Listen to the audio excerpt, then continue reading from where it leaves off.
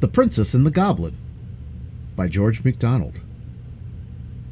Day 2. Chapter 11. The Old Lady's Bedroom. Nothing more happened worth telling for some time. The autumn came and went by. There were no more flowers in the garden. The wind blew strong and howled among the rocks. The rain fell and drenched the few yellow and red leaves that could not get off the bare branches. Again and again there would be a glorious morning followed by a pouring afternoon, and sometimes, for a week together, there would be no rain. There would be rain, nothing but rain, all day, and then the most lovely cloudless night, with the sky all out in full-blown stars, not one missing.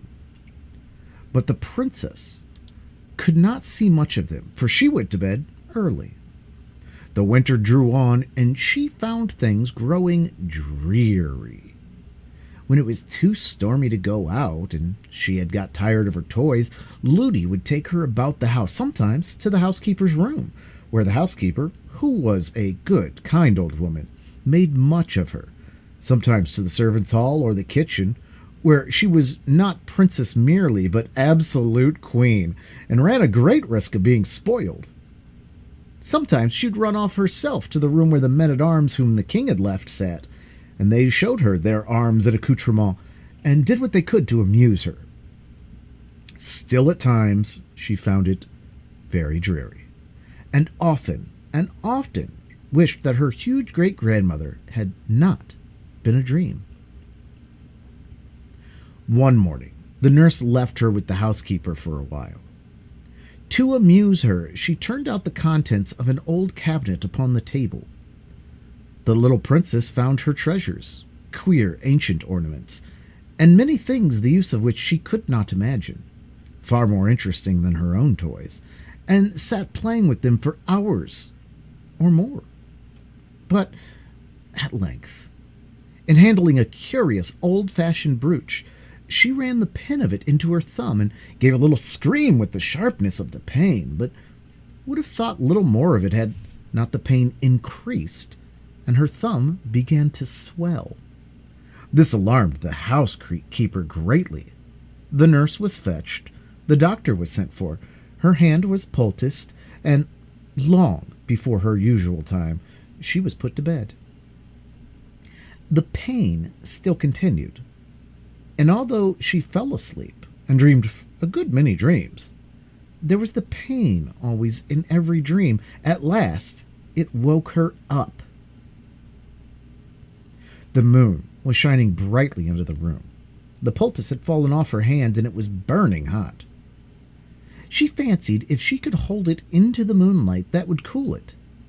She got out of bed without waking the nurse who lay at the other end of the room, and went to the window. When she looked out, she saw one of the men-at-arms walking in the garden with the moonlight glancing on his armor.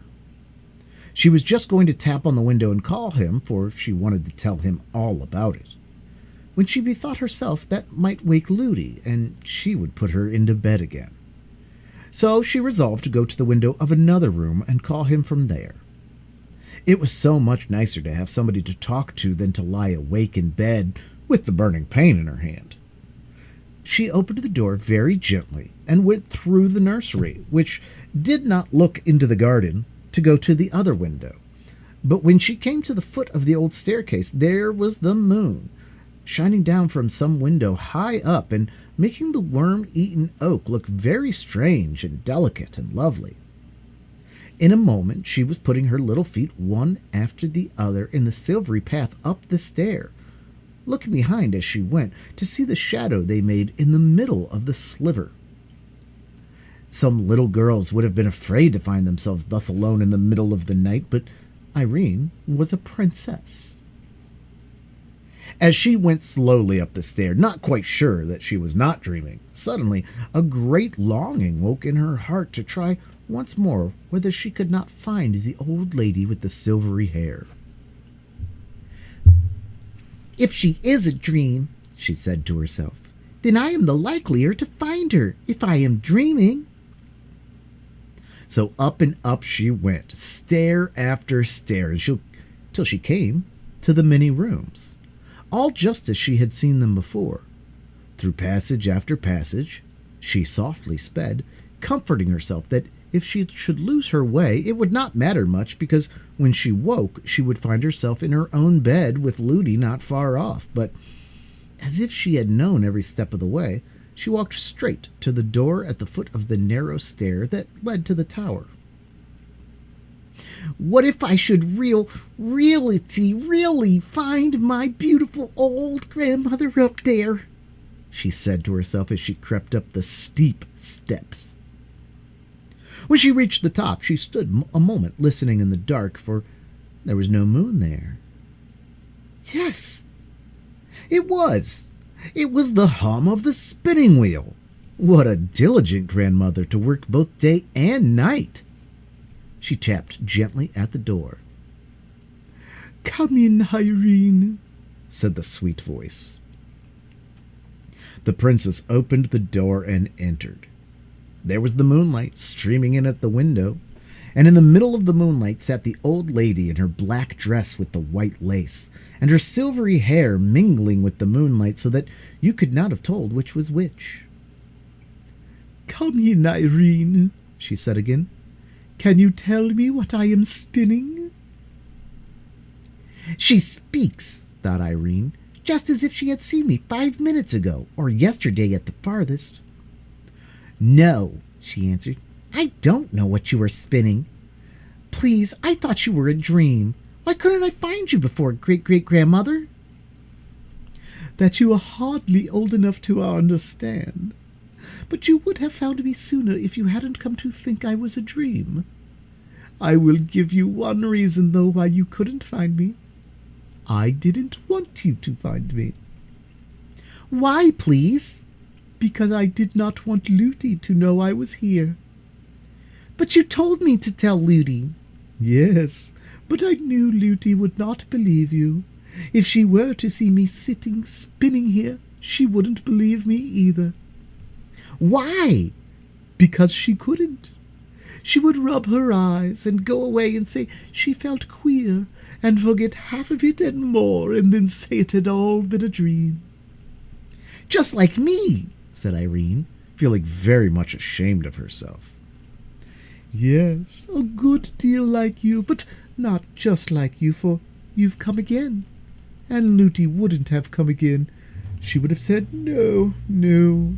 She had had enough of such nonsense." "Is it naughty of Ludi, then?" "It would be naughty of you. I've never done anything for Ludi." "And you did wash my face and hands for me," said Irene, beginning to cry. The old lady smiled a sweet smile and said, "I'm not vexed with you, my child, nor with Ludi either, but I don't want you to say anything more to Ludi about me. If she should ask you, you must just be silent. But I do not think she will ask you." All the time they talked, the old lady kept on spinning. "You haven't told me yet what I am "You haven't told me yet what I am spinning," she said. "Because I don't know. It's very pretty stuff." It was very, very pretty stuff indeed. There was a good bunch of it on the distaff attached to the spinning wheel, and in the moonlight it shone like... what shall I say it was like? It was not white enough for silver. Yes, it was like silver, but shone gray rather than white, and glittered only a little. And the thread the old lady drew out from it was so fine that Irene could hardly see it. "I am spinning this for you, my child." "For me? What am I to do with it, please?" "I will tell you by and by, but first I will tell you what it is. It is spider web, of a particular kind. My pigeons bring it to me from over the great sea. There is only one forest where the spiders live who make this particular kind, the finest and strongest of any. I have nearly finished my present job. What is on the rock now will be enough. I have a week's work there yet, though. she added, looking at the bunch. "Do you work all day and all night too, great-great-great-great-grandmother?" said the princess, thinking to be very polite with so many greats. "I am not quite so great as all that," she answered, smiling almost merrily. "If you call me grandmother, that will do. No, I don't work every night, only moonlit nights, and then no longer than the moon shines upon my wheel. I shan't work much longer tonight." "And what will you do next, grandmother?" "Go to bed. Would you like to see my bedroom?" "Yes, that I should." "Then I won't work any longer tonight. I shall be in good time." The old lady rose and left her wheel standing just as it was. You see, there was no good in putting it away, for there was not any furniture there. There was no danger of being untidy. Then she took Irene by the hand. But it was her bad hand, and Irene gave a little cry of pain. "My child," said her grandmother, "what is the matter?"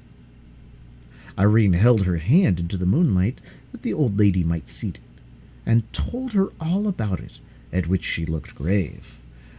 But she only said, "Give me your hand, your other hand."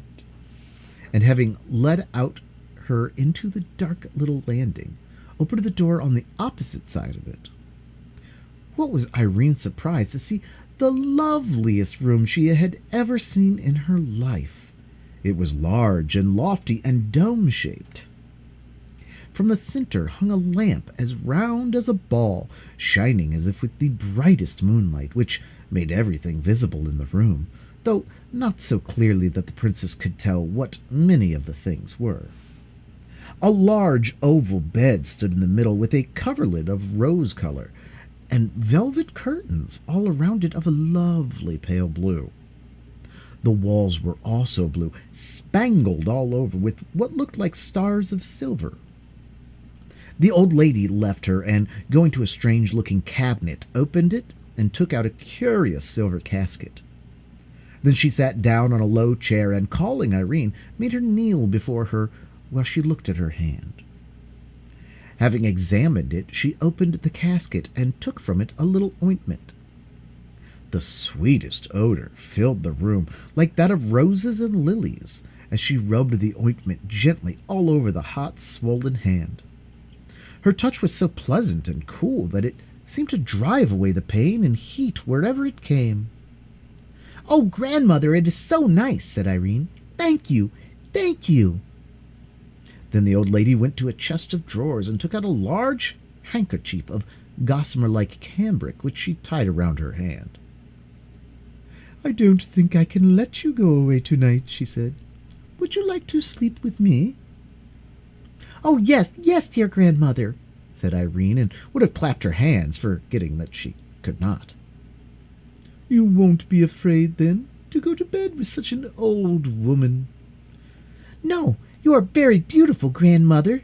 "But I am very old." "And I suppose I am very young.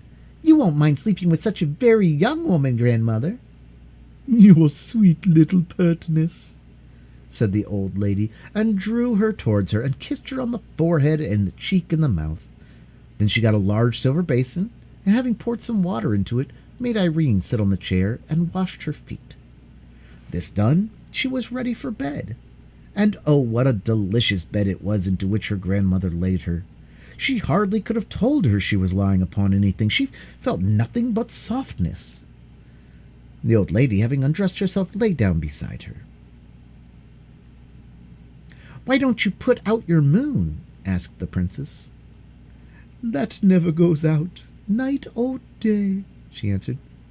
"In the darkest night, if any of my pigeons are out on a message, they always see my moon and know where to fly to." "But if somebody besides the pigeons were to see it, somebody about the house, I mean, they would come to look what I was and find you." "The better for them, then," said the old lady. "But it does not happen about 5 times in 100 years that anyone does see it." The greater part of those who do take it for a meteor wink their eyes and forget it again. Besides, nobody could find the room except what pleased. Besides, again, I will tell you a secret. If that light were to go out, you would fancy yourself lying in a bare garret on a heap of old straw, and would not see one of the pleasant things around you all the time. I hope it will never go out, said the princess. I hope not, but it is time we both went to sleep. Shall I take you in my arms? The little princess nestled close up to the old lady, who took her in both her arms and held her close to her bosom. Oh, dear, this is so nice, said the princess. I didn't know anything in the world could be so comfortable. I should like to lie here forever. You may, if you will, said the old lady, but I must put you to one trial. Not a very hard one, I hope. This night week you must come back to me. If you don't, I do not know when you may find me again, and you will soon want me very much.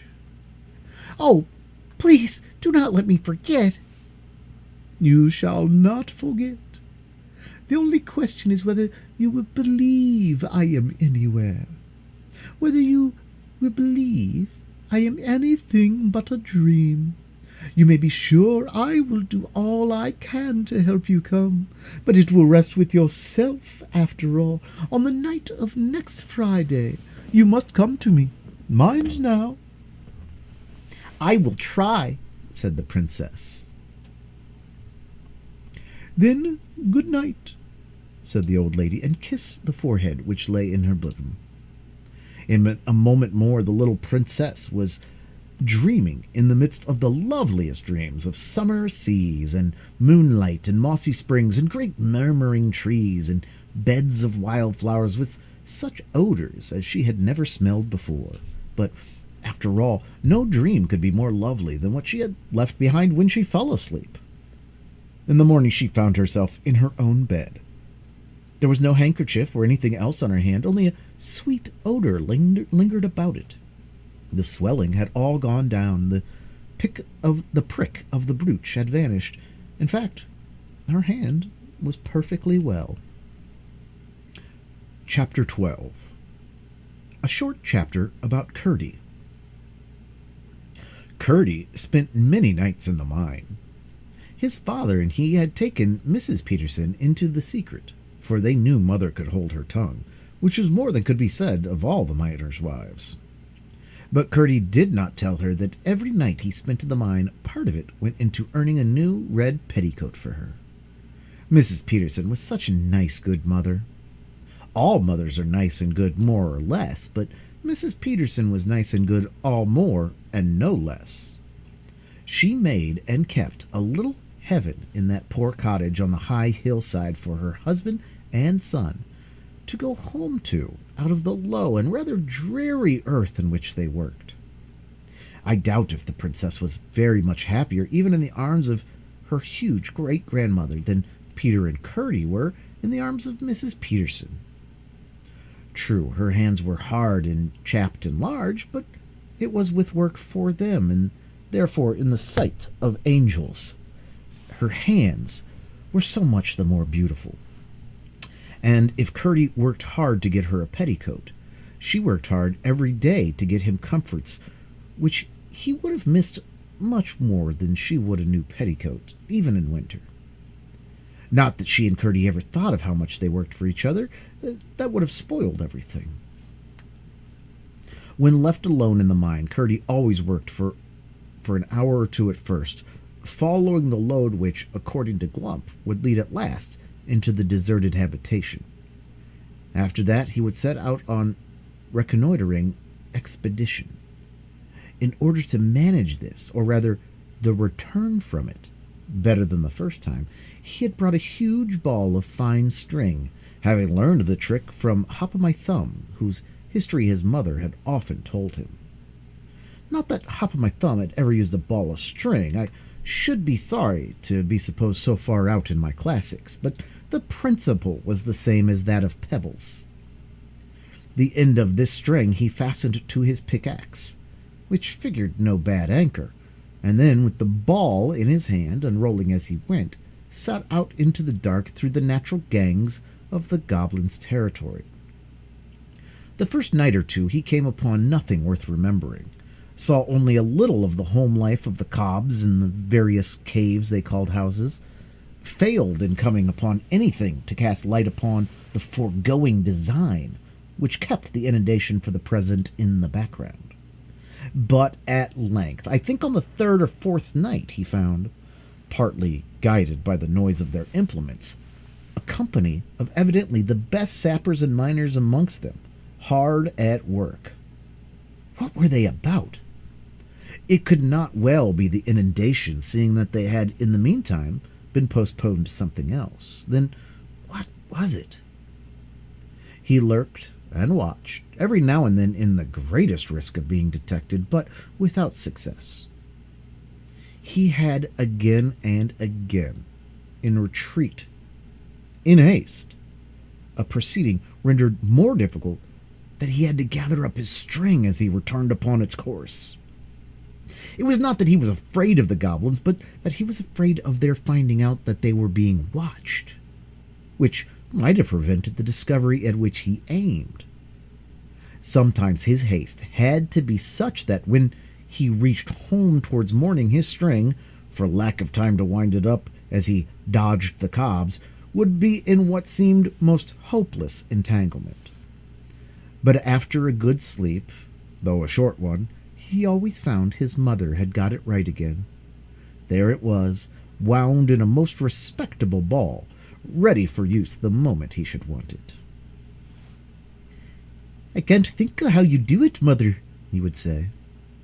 "I follow the thread," she would just answer, "just as you do in the mine." She never had more to say about it, but the less clever she was with her words, the more clever she was with her hands, and the less his mother said, the more Curdie believed she had to say. But still, he made no discovery as to what the goblin miners were about. Chapter 13. The Cobs' Creatures. About this time, the gentlemen whom the king had left behind to watch over the princess had each occasion to doubt the testimony of his own eyes, for more than strange were the objects to which they would bear witness. They were of one sort, creatures, but so grotesque and misshapen as to be more like a child's drawings upon his slate than anything natural. They saw them only at night, while on guard about the house.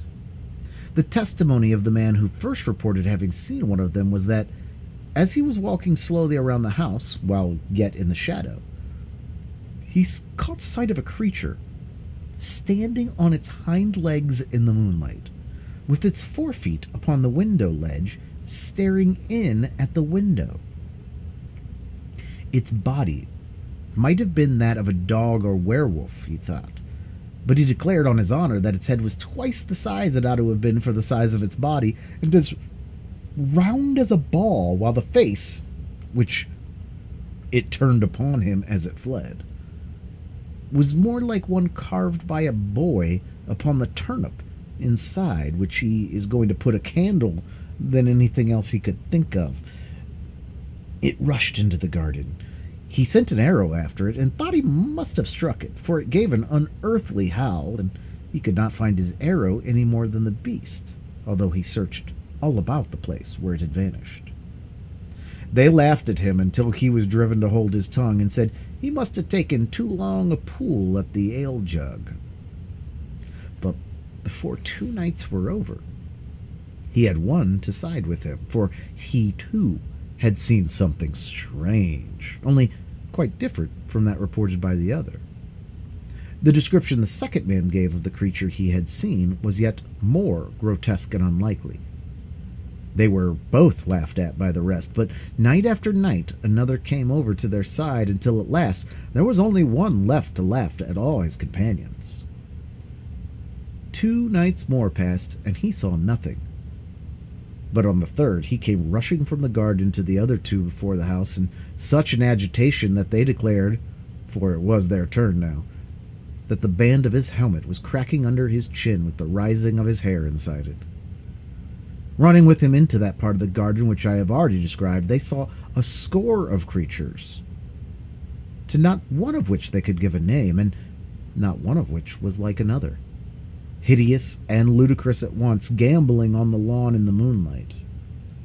The supernatural, or rather subnatural, ugliness of their faces, the length of their legs and necks in some, the apparent absence of both or either's in others, made the spectators, although in one consent as to what they saw, yet doubtful, as I have said, of the evidence of their own eyes, and ears as well. For the noises they made, although not loud, were as uncouth and varied as their forms, and could be described neither as grunts, nor squeaks, nor roars, nor howls, nor barks, nor yells, nor screams, nor croaks, nor hisses, nor mews, nor shrieks, but only as something like all of them mingled in one horrible dissonance. Keeping in the shade, the watchers had a few moments to recover themselves before the hideous assembly suspected their presence. But all at once, as if by common consent, they scampered off in the direction of a great rock and vanished before the men had come to themselves sufficiently to think of following them. My readers will suspect what these were, but I will now give them full information concerning them. They were, of course, household animals belonging to the goblins, whose ancestors had taken their ancestors many centuries before from the upper regions of light into the lower regions of darkness. The original stocks of these horrible creatures were very much the same as the animals now seen about farms and homes in the country, with the exception of a few of them which had been wild creatures, such as foxes, and indeed wolves and small bears, which the goblins, from their proclivity towards the animal creation, had caught when cubs and tamed. But in the course of time all had undergone even greater changes that had passed upon their owners. They had altered, that is, their descendants had altered, into such creatures as I have not attempted to describe except in the vaguest manner, the various parts of their bodies assuming, in an apparently arbitrary and self-willed manner, the most abnormal developments. Indeed, so little did any distinct type predominate in some of the bewildering results that you could have only guessed at any known animal as the original, and even then, what likeness remained would be more one of general expression than of definable conformation. But what increased the gruesomeness tenfold was that, from constant domestic, or indeed rather family association with the goblins, their countenance had grown in grotesque resemblance to the human. No one understands animals who does not see every one of them, even amongst the fishes. It may be with a dimness and vagueness infinitely remote, yet shadows the human. In the case of these, the human resemblance had greatly increased, while their owners had sunk towards them. They had risen towards their owners. But the conditions of subterranean life being equally unnatural for both, while the goblins were worse, the creatures had not improved by the approximation, and its result would have appeared far more ludicrous than consoling to the warmest lover of animal nature. I shall now explain how it was just then these animals began to show themselves about the king's country house. The goblins, as Curdie had discovered, were mining on, at work both day and night in divisions, urging the scheme after which he lay in wait.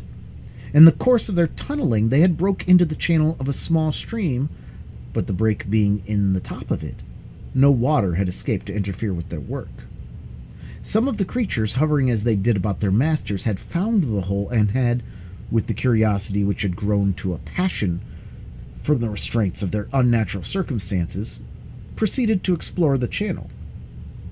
The stream was the same which ran out by the seat on which Irene and her king papa had sat, as I have told, and the goblin creatures found it jolly fun to get out for a romp on a smooth lawn such as they had never seen in all their poor miserable lives. But although they had partaken enough of the nature of their owners to delight in annoying and alarming any of the people whom they met on the mountain, they were, of course, incapable of designs of their own, or of intentionally furthering those of their masters.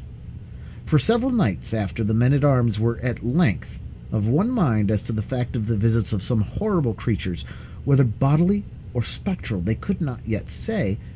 They watched with special attention that part of the garden where they had last seen them.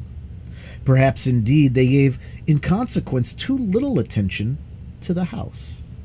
But the creatures were too cunning to be easily caught, nor were the watchers quick-eyed enough to descry the head or the keen eyes in it, which, from the opening whence the stream issued, would watch them in turn, ready, the moment they should leave the lawn, to report the place clear.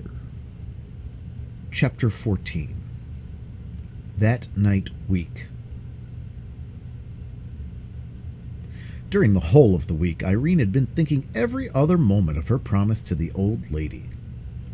Although even now she could not feel quite sure that she had not been dreaming. Could it really be that an old lady lived up at the top of the house, with pigeons and a spinning wheel and a lamp that never went out? She was, however, none the less determined, on the coming Friday, to ascend the 3 stairs, walk through the passages with the many doors, and try to find the tower in which she had either seen or dreamed her grandmother. Her nurse could not help wondering what had come to the child. She would sit so thoughtfully silent, and even in the midst of a game with her, would so suddenly fall into a dreamy mood. But Irene took care to betray nothing, whatever efforts Ludi might make to get at her thoughts, and Ludi had to say to herself, "What an odd child she is," and give it up. At length the longed-for Friday arrived, and lest Ludi should be moved to watch her, Irene endeavored to keep herself as quiet as possible. In the afternoon she asked for her doll's house, and went on arranging and rearranging the various rooms and their inhabitants for a whole hour. Then she gave a sigh and threw herself back in her chair. One of the dolls would not sit, and another would not stand, and they were all very tiresome. Indeed, there was one would not even lie down, which was too bad. But it was now getting dark, and the darker it got, the more excited Irene became, and the more she felt it necessary to be composed. "I see you want your tea, Princess," said the nurse. "I'll go and get it. The room feels close. I'll open the window a little. The evening is mild. It won't hurt you." "There's no fear of that, Ludi," said Irene, wishing she had put off going for the tea till it was darker, when she might have made her attempt with every advantage. I fancy Ludi was longer in returning than she had intended, for when Irene, who had been lost in thought, looked up, she saw it was nearly dark, and at the same moment caught a sight of a pair of eyes, bright with a green light, glowering at her through the open window. The next instant something leaped into the room. It was like a cat, with legs as long as a horse's, Irene said, but its body no bigger, and its legs no thicker than those of a cat. She was too frightened to cry out, but not too frightened to jump from her chair and run from the room. It is plain enough to every one of my readers what she ought to have done. And indeed, Irene thought of it herself, but when she came to the foot of the old stair just outside the nursery door, she imagined the creature running up those long ascents after her, and pursuing her through the dark passages which, after all, might lead to no tower. That thought was too much. Her heart failed her, and turning from the stair, she rushed along to the hall, whence, finding the front door open, she darted into the court, pursued, at least she thought so, by the creature. No one happening to see her, on she ran, unable to think for fear, and ready to run anywhere to elude the awful creature with the stilt legs. Not daring to look behind her, she rushed straight out of the gate and up the mountain. It was foolish indeed, thus to run farther and farther from all who could help her, as if she had been seeking a fit spot for the goblin creature to eat her in his leisure. But that is the way fear serves us. It always sides with the thing we are afraid of. The princess was soon out of breath with running uphill, but she ran on, for she fancied the horrible creature just behind her, forgetting that, had it been after her, such long legs as those must have overtaken her long ago.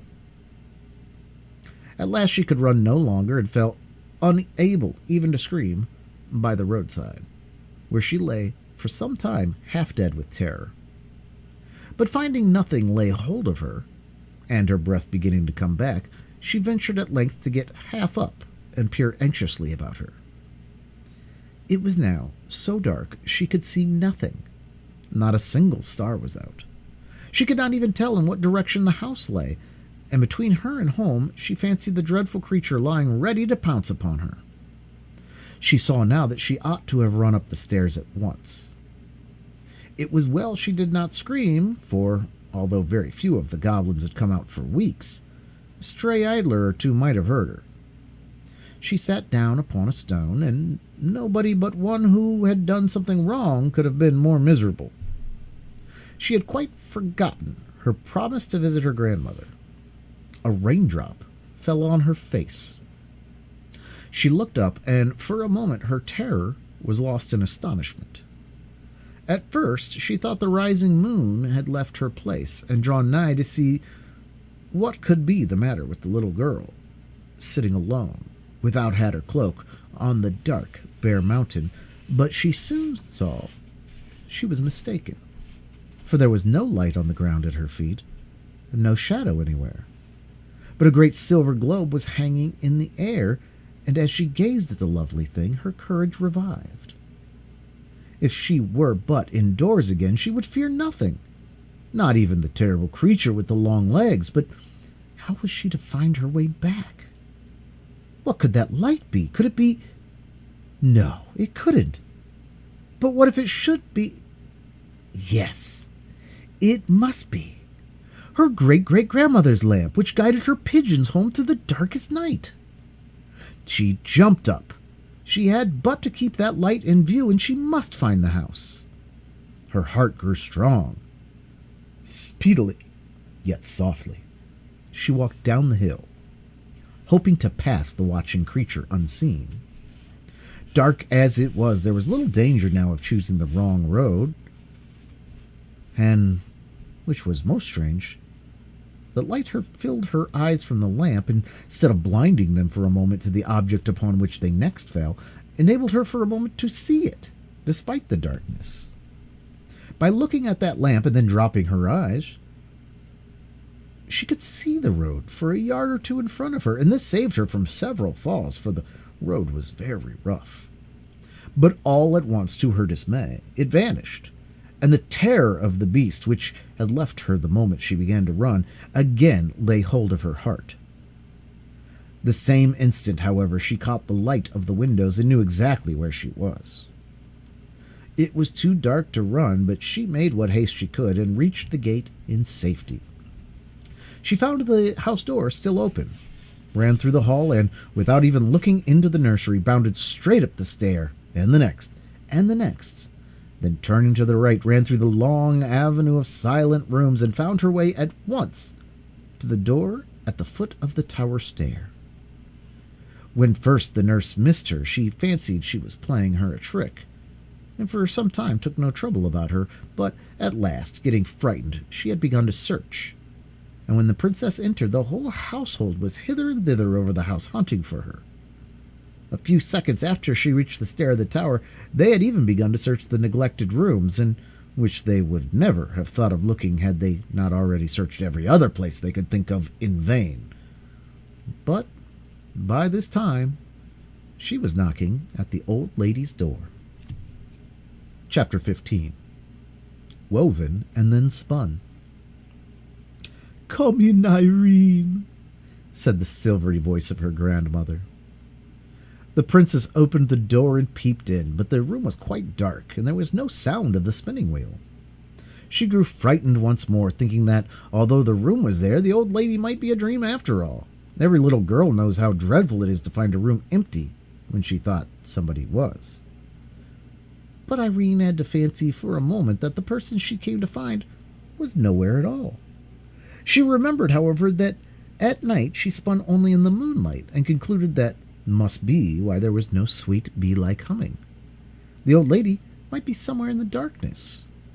Before she had time to think another thought, she heard her voice again, saying as before, "Come in, Irene." From the sound, she understood at once that she was not in the room beside her. Perhaps she was in the bedroom. She turned across the passage, feeling her way to the other door. When her hand fell on the lock, again the old lady spoke. "Shut the other door behind you, Irene. I always close the door of my workroom when I go to my chamber." Irene wondered to hear her voice so plainly through the door. Having shut the door, she opened it and went in. Oh, what a lovely haven to reach from the darkness and fear through which she had come. The soft light made her feel as if she was going into the heart of the milkiest pearl, while the blue walls and their silver stars for a moment perplexed her with the fancy that they were in reality the sky, which she had left outside a minute ago covered with rain clouds. "I've lighted a fire for you, Irene. You're cold and wet," said her grandmother. Then Irene looked again and saw that what she had taken for a huge bouquet of red roses on a low stand against the wall was in fact a fire which burned in the shapes of the loveliest and reddest roses, glowing gorgeously between the heads and wings of two cherubs of shining silver. And when she came nearer, she found that the smell of roses which with the room was filled came from the fire roses on the hearth. Her grandmother was dressed in the loveliest pale blue velvet, over which her hair, no longer white but of a rich golden color, streamed like a cataract, here falling in dull gathered heaps, there rushing away in smooth shining falls. And ever as she looked, the hair seemed pouring down from her head and vanishing in a golden mist ere it reached the floor. It flowed from under the edge of a circle of shining silver, set with alternated pearls and opals. On her dress was no ornament whatever, neither was there a ring on her hand, or a necklace, or cocknet about her neck. But her slippers glimmered with the light of the Milky Way, for they were covered with seed pearls and opals in one mass. Her face was that of a woman of 23. The princess was so bewildered with astonishment and admiration that she could hardly thank her, and drew nigh with timidity, feeling dirty and uncomfortable. The lady was seated on a low chair by the side of the fire, with hands outstretched to take her, but the princess hung back with a troubled smile. "Why, what's the matter?" asked her grandmother. "You haven't been doing anything wrong. I know that by your face, though it is rather miserable. What's the matter, my dear?" And she held out her arms. "Dear grandmother," said Irene, "I'm not so sure that I haven't done something wrong. I ought to have run up to you at once when the long-legged cat came in at the window, instead of running out on the mountain, making myself such a fright." "You were taken by surprise, my child, and you are not so likely to do it again. It is when people do wrong things willfully that they are more likely to do them again. Come." And she still held out her arms. "But, grandmother, you're so beautiful and grand with your crown on, and I'm so dirty with mud and rain. I should quite spoil your beautiful blue dress." With a merry little laugh, the lady sprung from her chair, more lightly far than Irene herself could, caught the child to her bosom, and began kissing the tear-stained face over and over, and sat down with her in her lap. "Oh, grandmother, you'll make yourself such a mess!" cried Irene, clinging to her. "You darling! Do you think I care more for my dress than for my little girl? Besides, look here." As she spoke, she set her down. And Irene saw to her dismay that the lovely dress was covered with the mud of her fall on the mountain road. But the lady stooped to the fire, and taking from it, by the stalks in her fingers, one of the burning roses, passed it once, and again, and a third time over the front of her dress, and when Irene looked, not a single stain was to be discovered. "There," said her grandmother. "You won't mind coming to me now?" But Irene hung back, eyeing the flaming rose which the lady held in her hand. "You're not afraid of the rose, are you?" she said, about to throw it on the hearth again. "Oh, don't, please!" cried Irene. "Won't you hold it to my frock and my hands and my face? And I'm afraid my feet and my knees want it too." "No," answered her grandmother, smiling a little sadly as she threw the rose from her. "It is too hot for you yet. It would set your frock in a flame. Besides, I don't want to make you clean tonight. I want your nurse and the rest of the people to see you as you are, for you will have to tell them how you ran away for fear of the long-legged cat. I should like to wash you, but they would not believe you then. Do you see that bath behind you?" The princess looked and saw a large oval tub of silver, shining brilliantly in the light of the wonderful lamp. "Go and look into it," said the lady. Irene went and came back very silent with her eyes shining. "What did you see?" asked her grandmother. "The sky and the moon and the stars," she answered. "It looked as if there was no bottom to it." The lady smiled with a pleased, satisfied smile, and was silent also for a few moments. Then she said, "Any time you want a bath, come to me. I know you have a bath every morning, but sometimes you want one at night too."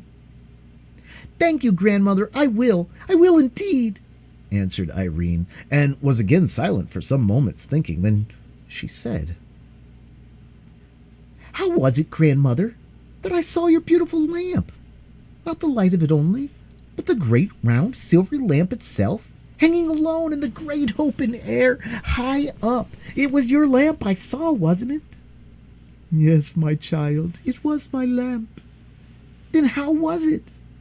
I don't see a window all around." "When I please, I can make the lamp shine through the walls, shine so strong that it melts them away before the sight, and shows itself as you saw it. But, as I told you, it is not everybody can see it." "How is it that I can, then? I'm sure I don't know." "It is a gift born with you, and one day I hope everybody will have it." "But how do you make it shine through the walls?" "Ah, that you wouldn't understand if I were to try ever so much to make you. Not yet, not yet. But," added the lady, rising, "you must sit in my chair while I get you the present I have been preparing for you. I told you my spinning was for you. It is finished now, and I am going to fetch it. I have been keeping it warm under one of my brooding pigeons." Irene sat down in the low chair, and her grandmother left her, shutting the door behind her. The child sat gazing, now at the rose fire, now at the starry walls, now at the silver light, and a great quietness grew in her heart. If all the long-legged cats in the world had come rushing at her then, she would not have been afraid of them for a moment. How this was, she could not tell. She only knew that there was no fear in her, and everything was so right and safe that it could not get in. She had been gazing at the lovely lamp for some minutes fixedly.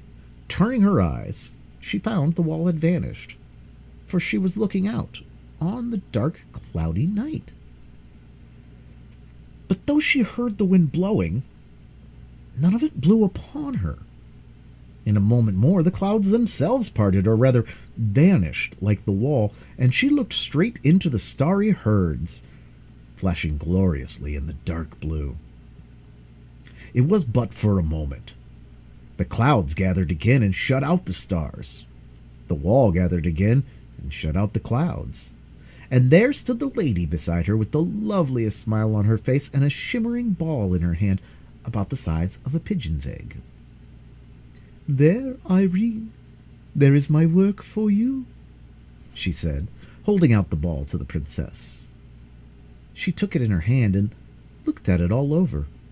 It sparkled a little and shone here and there, but not much. It was sort of a gray whiteness, something like spun glass. "Is this all you're spinning, grandmother?" she asked. "All since you came to the house. There is more there than you think." "How pretty it is! What am I to do with it, please?" "That I will now explain to you," answered the lady, turning from her and going to her cabinet. She came back with a small ring in her hand. Then she took the small ball from Irene's and did something with the ring. Irene could not tell what. "Give me your hand," she said. Irene held up her right hand. "Yes, that is the hand I want," said the lady, and put the ring on the forefinger of it. "What a beautiful ring," said Irene. "What is the stone called?" "It is a fire opal." "Please, am I to keep it?" "Always." "Oh, thank you, grandmother. It's prettier than everything I ever saw, except those of all colors in your... please, is that your crown?" "Yes, it is my crown. The stone in your ring is of the same sort, only not so good. It is only red, but mine have all colors, you see." "Yes, grandmother, I will take such care of it, but..." she added, hesitating. "But what?" asked her grandmother. "What am I to say when Ludi asks me where I got it?" "You will ask her where you got it," answered the lady, smiling. "I don't see how I can do that." "You will, though." "Of course I will, if you say so. But, you know, I can't pretend not to know." "Of course not, but don't trouble yourself about it. You will see when the time comes." So saying, the lady turned and threw the little ball into the rose fire. "Oh, grandmother!" exclaimed Irene. "I thought you had spun it for me." "So I did, my child, and you've got it." "No, it's burnt in the fire." The lady put her hand in the fire, brought out the ball, glimmering as before, and held it towards her. Irene stretched out her hand to take it, but the lady turned and, going to her cabinet, opened a drawer and laid the ball in it. "Have I done anything to vex you, grandmother?" said Irene pitifully. "No, my darling, but you must understand that no one ever gives anything to another properly and really without keeping it. That ball is yours." "Oh, I'm not to take it with me. You're going to keep it for me." "You are to take it with you. I fastened the end of it to the ring of your finger." Irene looked at the ring. I can't see it there, grandmother," she said. "Feel. A little way from the ring, towards the cabinet," said the lady. "Oh, I do feel it," exclaimed the princess, "but I can't see it," she added, looking close to her outstretched hand. "No, the thread is too fine for you to see it. You can only feel it. Now, you can fancy how much spinning that took, although it does seem such a little ball." "But what use can I make of it if it lies in your cabinet?" "That is what I will explain to you. It would be of no use to you. It wouldn't be yours at all if it did not lie in my cabinet. Now, listen. If ever you find yourself in danger, such, for example, as you were in the same evening, you must take off your ring and put it under the pillow of your head. Then you must lay your finger, the same that wore the ring, upon the thread, and follow the thread wherever it leads you." "Oh, how delightful! It will lead me to you, grandmother, I know." "Yes, but remember, it may seem to you a very roundabout way indeed, and you must not doubt the thread. Of anything you may be sure, that while you hold it, I hold it too." "It is very wonderful," said Irene thoughtfully. Then, suddenly becoming aware, she jumped up crying, "Oh, grandmother! Here have I been sitting all this time in your chair, and you standing. I beg your pardon." The lady laid her hand on her shoulder and said, "Sit down again, Irene. Nothing pleases me better than to see anyone sit in my chair. I am only too glad to stand so long as anyone will sit in it."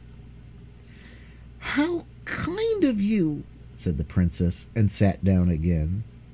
"It makes me happy," said the lady.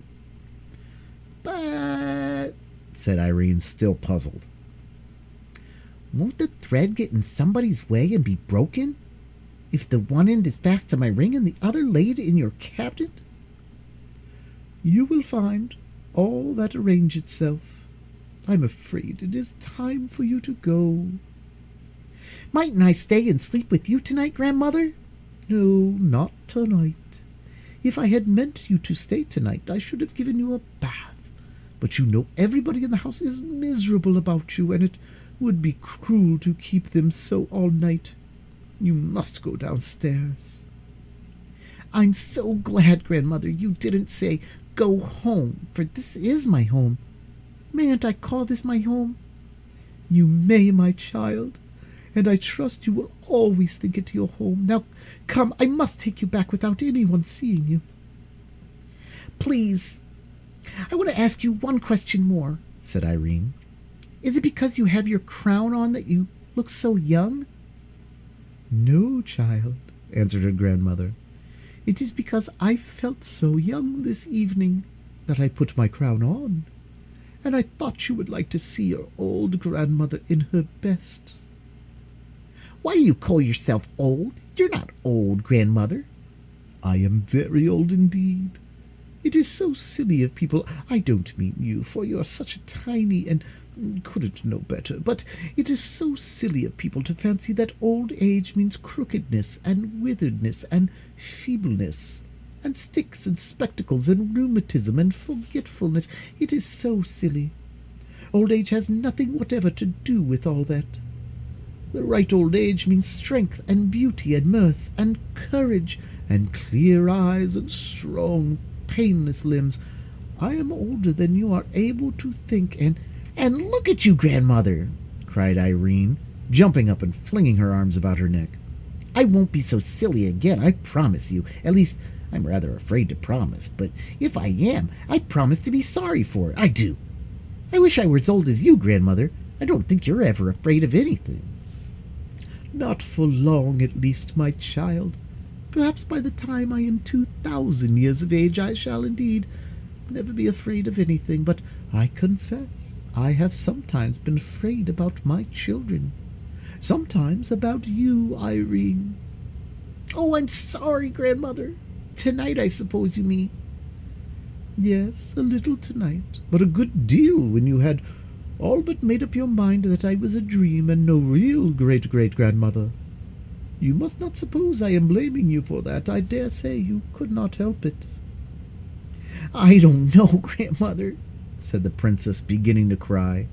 "I can't always do myself as I should like, and I don't always try. I'm very sorry anyhow." The lady stooped, lifted her in her arms, and sat down with her in her chair, holding her close to her bosom. In a few minutes the princess had sobbed herself to sleep. How long she slept, I do not know. When she came to herself, she was sitting in her own high chair at the nursery table with her doll's house before her. Chapter 16. The Ring. The same moment her nurse came into the room, sobbing.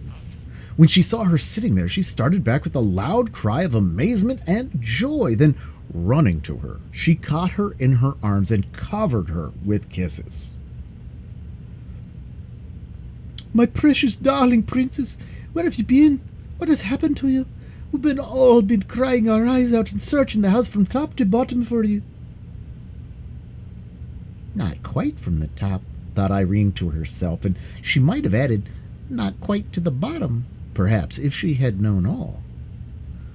But the one she would not, and the other she could not say. Oh, Ludi, I've had such a dreadful adventure, she replied, and told her all about the cat with the long legs, and how she had ran upon the mountain and came back again, but she had said nothing of her grandmother or her lamp. And there we've been searching for you all over the house for more than an hour and a half, exclaimed the nurse. Well, that's no matter, now that we've got you. Only, princess, I must say, she added, her mood changing, what you ought to have done was to call for your own Ludi to come and help you, instead of running out of the house and up the mountain that wild, I must say, foolish fashion. Well, Ludi, said Irene quietly, perhaps if you had been a big cat, all legs, running at you, you might not exactly know what was the wisest thing to do at the moment. I wouldn't run up the mountain anyhow, returned Ludi. Not if you had time to think about it. But when those creatures came at you at the night on the mountain, you were so frightened that you lost your way home. This put a stop to Ludi's reproaches. She had been on the point of saying that the long-legged cat must have been a twilight fancy of the princess's, but the memory of the horrors of that night and of the talking to which the king had given her in consequence prevented her from saying what, after all, she did not half believe, having a strong suspicion that the cat was a goblin, for she knew nothing of the differences between the goblins and their creatures, as she counted them all just goblins. Without another word, she went and got some fresh tea and bread and butter for the princess. Before she returned, the whole household, headed by the housekeeper, burst into the nursery to exult over their darling. The gentlemen-at-arms followed and were ready enough to believe all she told them about the long-legged cat. Indeed, though wise enough to say nothing about it, they remembered, with no little horror, just such a creature amongst those they had surprised at their gambols upon the princess's lawn. In their own hearts they blamed themselves for not having kept better watch, and their captain gave orders that from this night the front door and all the windows on the ground floor should be locked immediately the sun set, and opened after upon no pretense whatever.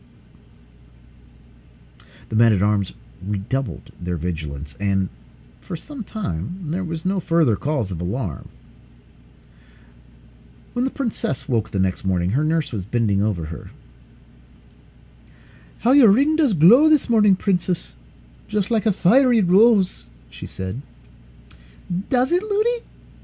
Returned Irene. Who gave me this ring, Ludi? I know I've had it a long time, but where did I get it? I don't remember. I think it must have been your mother gave it to you, princess, but really for as long as you have worn it, I don't remember that ever I heard, answered her nurse. I will ask my king papa the next time he comes, said Irene. Chapter 17. Springtime. The spring so dear to all creatures young and old came at last, and before the first few days of it had gone, the king rode through its budding valleys to see his little daughter. He had been in a distant part of his dominions all the winter, for he was not in the habit of stopping in one great city, or of visiting only his favorite country houses, but he moved from place to place, that all his people might know him. Wherever he journeyed, he kept a constant lookout for the ablest and best men to put into office, and wherever he found himself mistaken, and those he had appointed incapable or unjust, he removed them at once. Hence you see it was his care of the people that kept him from seeing his princess so often as he would have liked. You may wonder why he did not take her about with him, but There were several reasons against his doing so, and I suspect her great-great-grandmother had had a principal hand in preventing it. Once more Irene heard the bugle blast, and once more she was at the gate to meet her father as he rode up on his great white horse. After they had been alone for a little while, she thought of what she had resolved to ask him. "Please, King Papa," she said, "will you tell me where I got this pretty ring? I can't remember." The king looked at it. A strange, beautiful smile spread like sunshine over his face, and an answering smile, but at the same time a questioning one, spread like moonlight over Irene's. "It was your queen mamma's once," he said. "And why isn't it hers now?" asked Irene. "She does not want it now," said the king, looking grave. "Why doesn't she want it now?" "Because she's gone where all those rings are made." "And when shall I see her?" asked the princess. "Not for some time yet," answered the king, and the tears came into his eyes. Irene did not remember her mother, and did not know why her father looked so, and why the tear came into his eyes, but she put her arms around his neck and kissed him, and asked no more questions. The king was much disturbed on hearing the report of the gentlemen-at-arms concerning the creatures they had seen, and I presume would have taken Irene with him that very day, but for what the presence of the ring on her finger assured him of. About an hour before he left, Irene saw him go up the old stair, and he did not come down again till they were just ready to start, and she thought with herself that he had been up to see the old lady. When he went away, he left other 6 gentlemen behind, that there might be 6 of them always on guard. And now, in the lovely spring weather, Irene was out on the mountain the greater part of the day. In the warmer hollows there were lovely primroses, and not so many that she ever got tired of them.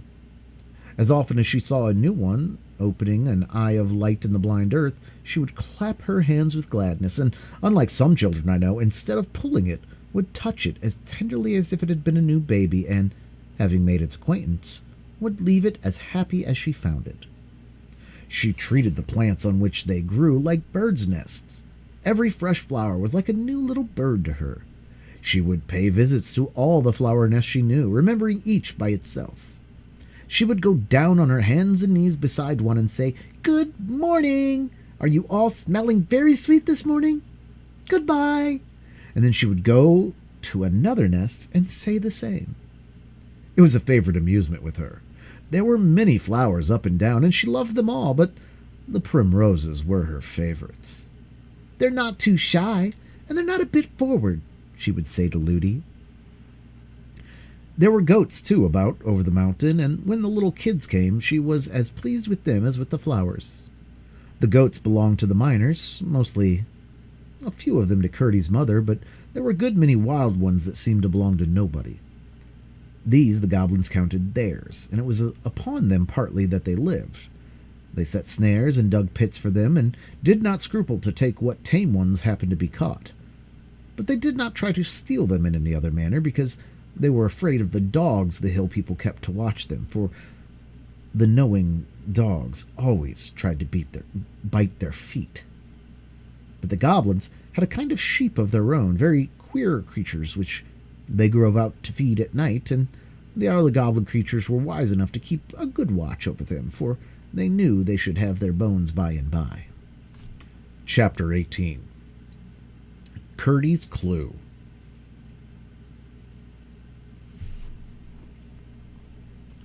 Curdie was as watchful as ever, but was almost getting tired of his ill success. Every other night or so he followed the goblins about as they went on digging and boring, and, getting as near them as they could, watched them from behind stones and rocks. But as yet he seemed no nearer finding out what they had in view, as at first he always kept hold of the end of his string, while his pickaxe, left just outside the hole by which he entered the goblins' country from the mine, continued to serve as an anchor and hold fast the other end. The goblins, hearing no more noise in that quarter, had ceased to apprehend an immediate invasion, and kept no watch. One night, after dodging about and listening till he was nearly falling asleep with weariness, he began to roll up his ball, for he had resolved to go home to bed. It was not long, however, before he began to feel bewildered. One after another, he passed goblin houses, caves that is, occupied by goblin families, and at length was sure there were many more than he had passed as he came. He had to use great caution to pass unseen, they lay so close together. Could his string have led them wrong? He still followed, winding it, and still led him into more thickly populated quarters until he became quite uneasy and indeed apprehensive. For although he was not afraid of the Cobs, he was afraid of not finding his way out. But what could he do? It was of no use to sit down and wait for the morning. The morning made no difference here. It was dark, and always dark, and if his string failed him, he was helpless. He might even arrive within a yard of the mine and never know it. Seeing he could do nothing better, he could at least find where the end of his string was, and if possible, how it had come to play him such a trick. He knew by the size of the ball that he was getting pretty near the last of it. Then he began to feel a tugging and pulling at it. What could it mean? Turning a sharp corner, he thought he heard strange sounds. These grew, as he went on, to a scuffling and growling and squeaking as the noise increased, until, turning a sharp corner, he found himself in the midst of it, and the same moment tumbled over a wallowing mass which he knew must be a knot of the Cobs creatures. Before he could recover his feet, he caught some great scratches on his face and several severe bites on his legs and arms, but as he scrambled to get up, his hand fell upon his pickaxe, and before the horrible beast could do him any serious harm, he was laying about with it right and left in the dark. The hideous cries which followed gave him the satisfaction of knowing that he had punished some of them pretty smartly for their rudeness, and by their scampering and retreating howls, he perceived he had routed them. He stood for a little, weighing his battle-axe in his hand as if he had been the most precious lump of metal, but indeed no lump of gold itself could have been so precious at the time as that common tool. Then untied the end of the string from it, put the ball in his pocket, and still stood thinking. It was clear that the Cobs creatures had found his axe, had between them carried it off, and had so led him he knew not where. But for all his thinking, he could not tell what he ought to do until suddenly he became aware of a glimmer of light in the distance. Without a moment's hesitation, he set out for it, as fast as the unknown and rugged way would permit, yet, again turning a corner, led by the dim light, he spied something quite new in his experience of the underground regions. A small, irregular shape of something shining. Going up for it, he found it was a piece of mica, or Muscovy glass, called sheep silver in Scotland, and the light flickered as if from a fire behind it. After trying in vain for some time to discover an entrance to the place where it was burning, he came at length to a small chamber in which an opening high in the wall revealed a glow beyond. To this opening he managed to scramble up, and then he saw a strange sight. Below sat a little group of goblins around a fire, the smoke of which vanished in the darkness far aloft. The sides of the cave were full of shining minerals like those of the palace hall, and the company was evidently of a superior order. For every one wore stones about the head, or arms, or waist, shining dull, gorgeous colors in the light of the fire. Nor had Curdie looked long before he recognized the king himself, and found that he had made his way into the inner apartment of the royal family. He had never had such a good chance of hearing something. He crept through the hole as softly as he could, scrambled a good way down the wall towards them without attracting attention, and then sat down and listened. The king, evidently the queen, and probably the crown prince and the prime minister were talking together. He was sure of the queen by her shoes, for, as she warmed her feet at the fire, he saw them quite plainly. That will be fun," said the one he took for the crown prince. It was the first whole sentence he heard. I don't see why you should think it such a grand affair, said his stepmother, tossing her head backwards. You must remember my spouse, interposed His Majesty, as if making an excuse for his son. He has got the same blood in him. His mother. Don't you talk to me of his mother. You positively encourage his unnatural fancies. Whatever belongs to that mother ought to be cut out of him. You forget yourself, dear, said the king. I don't, said the queen. Nor you either. If you expect me to approve of such a coarse taste, you will find yourself mistaken. I don't wear shoes for nothing. You must acknowledge, however, the king said with a little groan, that this, at least, is no whim of Harelip's, but a matter of state policy. You are well aware that his gratification comes purely from the pleasure of sacrificing himself to the public good. Does it not, Harelip? Yes, father, of course it does. Only it will be nice to make her cry. I'll have the skin taken off between her toes and tie them up till they grow together. Then her feet will be like other people's, and there will be no occasion for her to wear shoes. Do you mean to insinuate I've got toes, you unnatural wretch? Cried the queen, and she moved angrily towards Harelip. The counselor, however, who was betwixt them, leaned forward so as to prevent her touching them, but only as if to address the prince. Your Royal Highness, he said, possibly requires to be reminded that you have got 3 toes yourself. 1 on one foot, 2 on the other. Ha ha ha! Shouted the queen triumphantly. The counselor, enraged by this mark of favor, went on.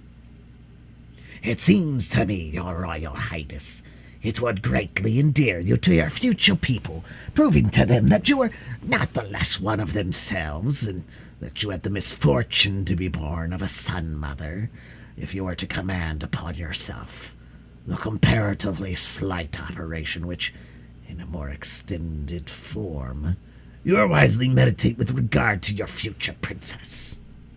Ha ha ha! Laughed the queen, louder than before, and the king and the minister joined in the laugh. Harelip growled, and for a few moments the others continued to express their enjoyment of his discomfiture. The queen was the only one Curdie could see with any distinctness. She sat sideways to him, and the light of the fire shone full upon her face. He could not consider her handsome. Her nose was certainly broader at the end than its extreme length, and her eyes, instead of being horizontal, were set up like 2 perpendicular eggs, one on the broad, the other on the small end. Her mouth was no bigger than a small buttonhole until she laughed, when it stretched from ear to ear, only, to be sure, her ears were very nearly in the middle of her cheeks. Anxious to hear everything they say, Curdie ventured to slide down a smooth part of the rock just under him, to a projection below, upon which he thought to rest. But whether he was not careful enough, or the projection gave way, down he came with a rush on the floor of the cavern, bringing with him a great rumbling shower of stones. The goblins jumped from their seats in more anger than consternation, for they had never yet seen anything to be afraid of in the palace. But when they saw Curdie with his pick in his hand, their rage was mingled with fear, for they took him for the first of an invasion of miners. The king, notwithstanding, drew himself up to his full height of 4 feet, spread himself to his full breadth of 3.5, for he was the handsomest and squarest of all the goblins, and strutting up to Curdie, planted himself with outspread feet before him, and said with dignity, Pray, what right have you in my palace? The right of necessity, your majesty, answered Curdie. I lost my way, and I did not know where I was wandering to. How did you get in? By a hole in the mountain. You are a miner. Look at your pickaxe.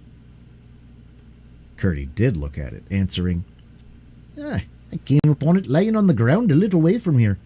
I tumbled over some wild beasts who were playing with it. And look, your majesty. Curdie showed him how he was scratched and bitten.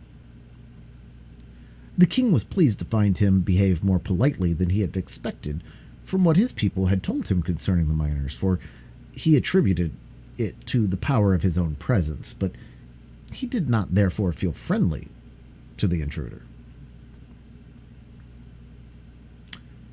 You will oblige me by walking out of my dominions at once, he said, well knowing what a mockery lay in the words. With pleasure, if your majesty will give me a guide, said Curdie. I will give you 1,000, said the king with a scoffing air of magnificent liberality. One would be quite sufficient, said Curdie.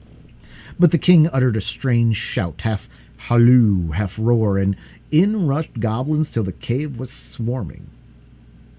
He said something to the first of them which Curdie could not hear, and it was passed from one to another till in a moment the farthest in the crowd had evidently heard and understood it. They began to gather about him in a way he did not relish, and he retreated towards the wall. They pressed upon him. Stand back, said Curdie, grasping his pickaxe tighter by his knee. They only grinned and pressed closer. Curdie bethought himself and began to rhyme. 10, 20, 30, you're all so very dirty. 20, 30, 40, they're all so thick and snorty. 30, 40, 50, you're all so puff and snifty. 40, 50, 60, beast and man so mixty. 50, 60, 70, nixty, maxty, 11ty. 60, 70, 80, all your cheeks so slaty. 70, 80, 90, all your hands so flinty. 80, 90, 100, all together dundred. The goblins fell back a little when he began and made horrible grimaces all through the rhyme, as if eating something so disagreeable that it made their teeth on edge and gave them the creeps. But whether it was the rhyming words, were most of them no words at all, for a new rhyme being considered the more efficacious, Curdie had made it on the spur of the moment, and whether it was that the presence of the king and queen gave them courage, I cannot tell. But the moment the rhyme was over, they crowded on him again and shot out 100 long arms with the multitude of thick, nailless fingers at the end of them to lay hold upon him. Then Curdie heaved up his axe, but being as gentle as courageous, and not wishing to kill any of them, he turned to the end which was square and blunt like a hammer, and with that came down a great blow on the head of a goblin nearest him. Hard as the heads of all goblins are, he thought he must feel that, and so he did, no doubt, but he only gave a horrible cry and sprung at Curdie's throat. Curdie, however, drew back in time, and just at the critical moment remembered the vulnerable part of the goblin body. He made a sudden rush at the king and stamped with all his might on his majesty's feet. The king gave a most unkingly howl and almost fell into the fire. Curdie then rushed into the crowd, stamping right and left. The goblins drew back, howling on every side as he approached, but they were so crowded that few of those he attacked could escape his tread, and the shrieking and roaring that filled the cave would have appalled Curdie but for the good hope it gave him.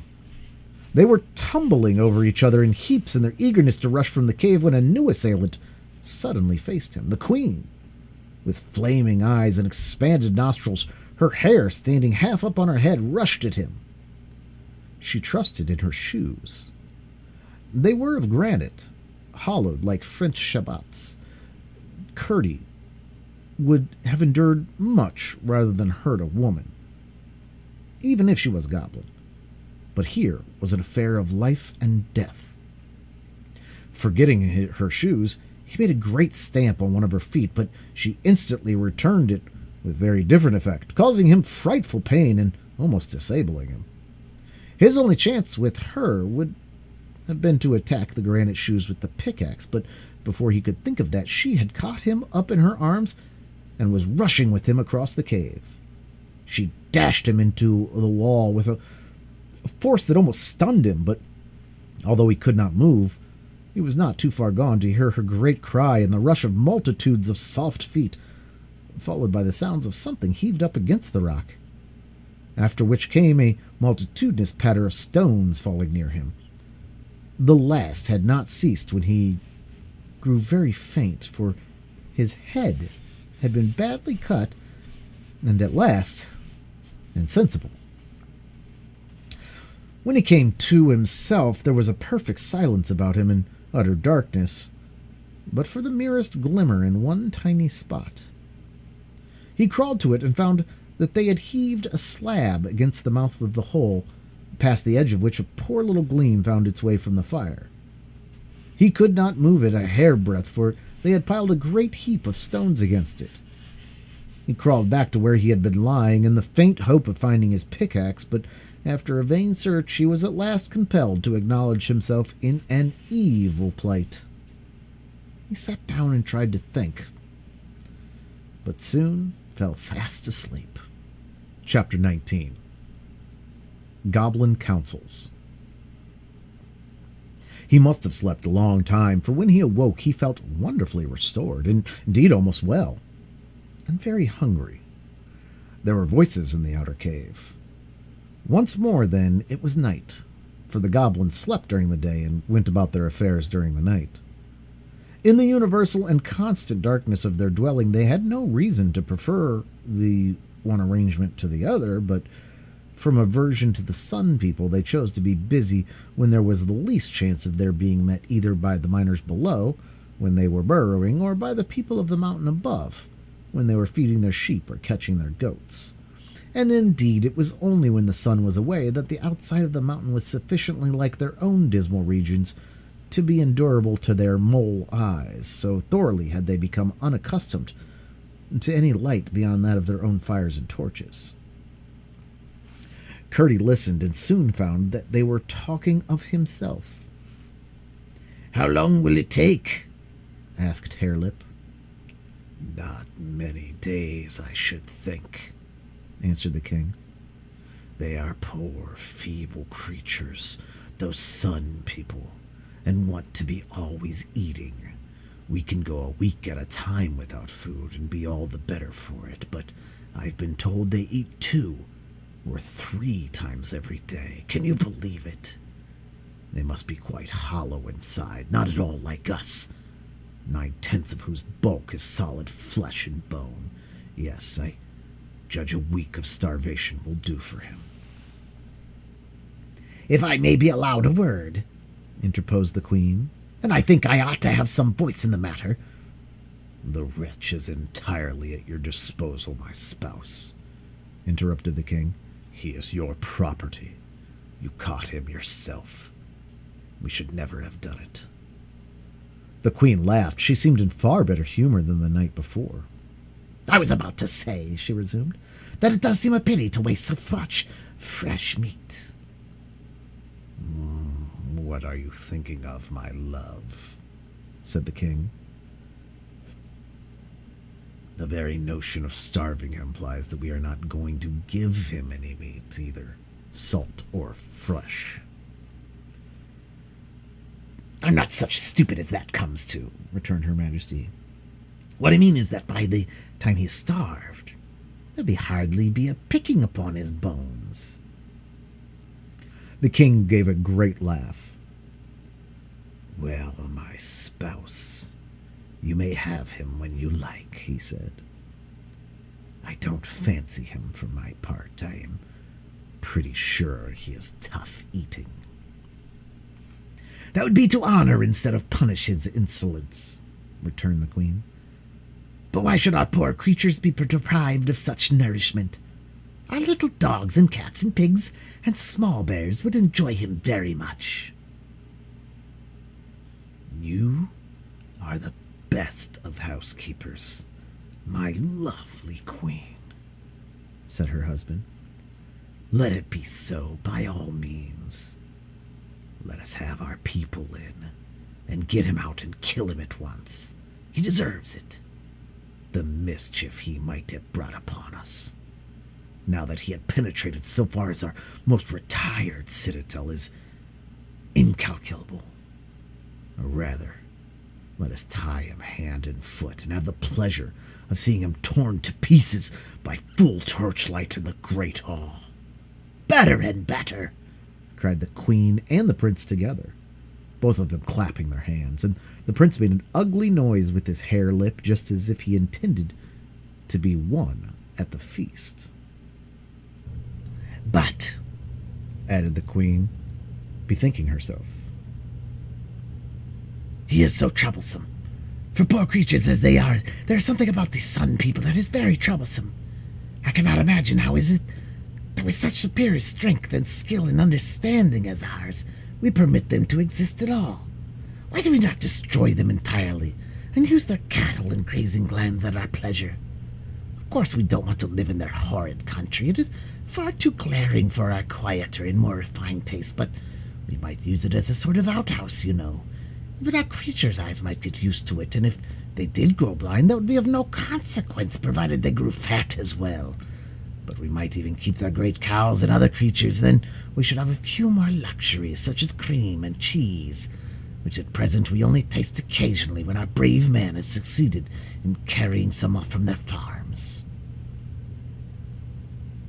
"It is worth thinking of," said the king, "and I don't know why you should be the first to suggest it, except that you have a positive genius for conquest, but still, as you say, there's something very troublesome about them, and it would be better, as I understand you to suggest, that we should starve him for a day or two first, so that he may be a little less frisky when we take him out." "Once there was a goblin living in a hole. Busy he was cobbling a shoe without a sole. By came a birdie, goblin, what do you do? Cobble at a sturdy upper leather shoe. What's the good of that, sir? Said the little bird.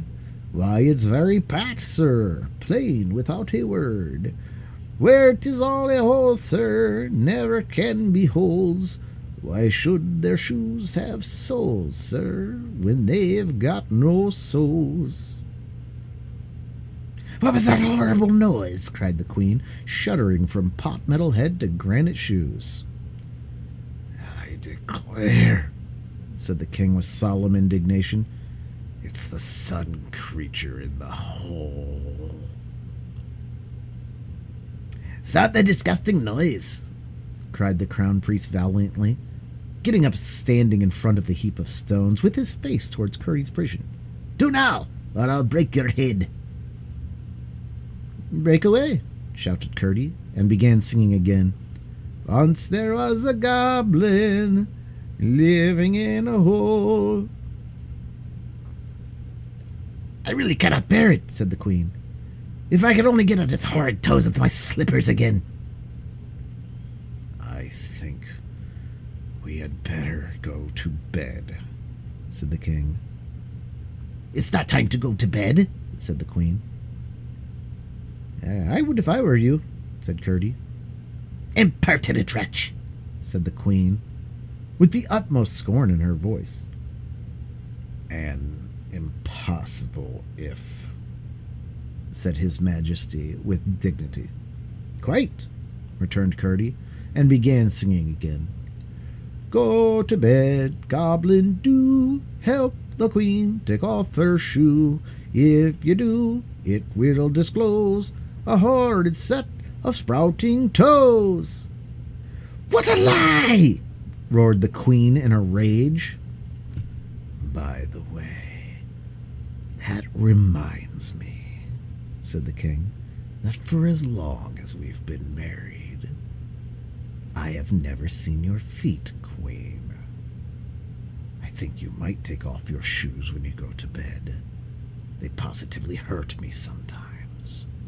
"I will do as I like," retorted the queen sulkily. You ought to do as your own hubby wishes you, said the king. I will not, said the queen. Then I insist upon it, said the king. Apparently, His Majesty approached the queen for the purpose of following the advice given by Curdie, for the latter heard a scuffle, and then a great roar from the king. Will you be quiet, then? Said the queen wickedly. Yes, queen. I only meant to coax you. Hands off, cried the queen triumphantly. I'm going to bed. You may come when you like, but as long as I am queen, I will sleep in my shoes. It is my royal privilege. Harelip, go to bed. I'm going, said Harelip sleepily. So am I, said the king. Come along, then, said the queen. And mind you be good, or I'll... Oh, no, screamed the king in the most supplicating of tones. Curdie heard only a muttered reply in the distance, and then the cave was quite still. They had left the fire burning, and the light came through brighter than before. Curdie thought it was time to try again, if anything could be done, but he found he could not even get a finger through the chink between the slab and the rock. He gave a great rush with his shoulder against the slab, but it yielded no more than if it had been part of the rock. All he could do was to sit down and think again. By and by he came to the resolution to pretend to be dying in the hope they might take him out before his strength was too much exhausted to let him have a chance. Then, for the creatures, if he could but find his axe again, he would have no fear of them, and if it were not for the queen's horrid shoes, he would have no fear at all. Meanwhile, until they should come again at night, there was nothing for him to do but forge new rhymes, now his only weapons. He had no intention of using them at present, of course, but it was well to have a stock, for he might live to want them, and the manufacture of them would help to while away the time. Chapter 20. Irene's Clue. That same morning early, the princess woke in a terrible fright. There was a hideous noise in her room, creatures snarling and hissing and rocketing about as if they were fighting. The moment she came to herself, she remembered something she had never thought of again, what her grandmother told her to do when she was frightened.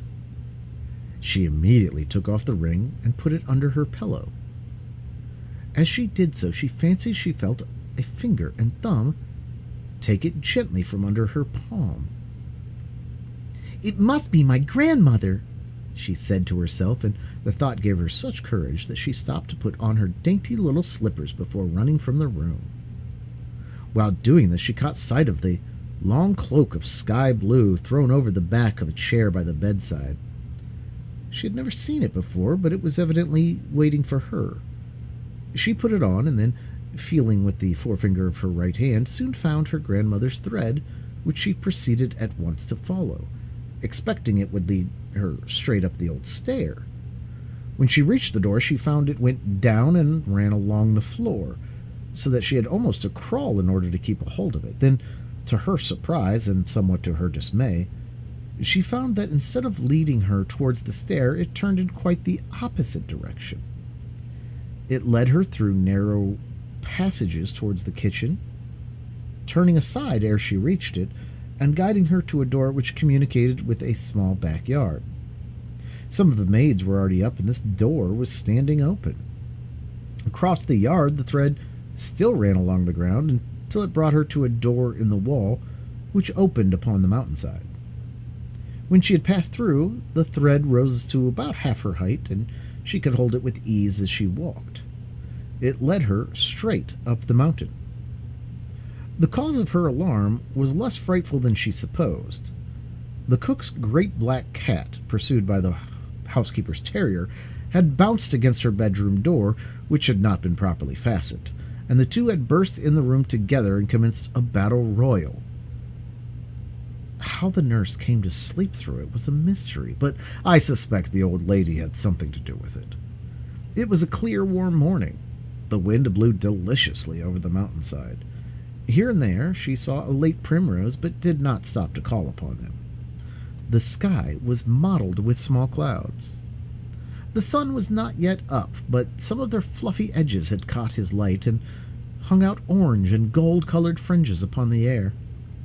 The dew lay in round drops upon the leaves and hung like tiny diamond earrings from the blades of grass about her path. How lovely that bit of gossamer is, thought the princess, looking at a long, undulating line that shone at some distance from her up the hill. It was not the time for gossamers, though, and Irene soon discovered that it was her own thread she saw shining on before her in the light of the morning. It was leading her she knew not whither, but she had never in her life been out before sunrise, and everything was so fresh and cool and lively and full of something coming that she felt too happy to be afraid of anything.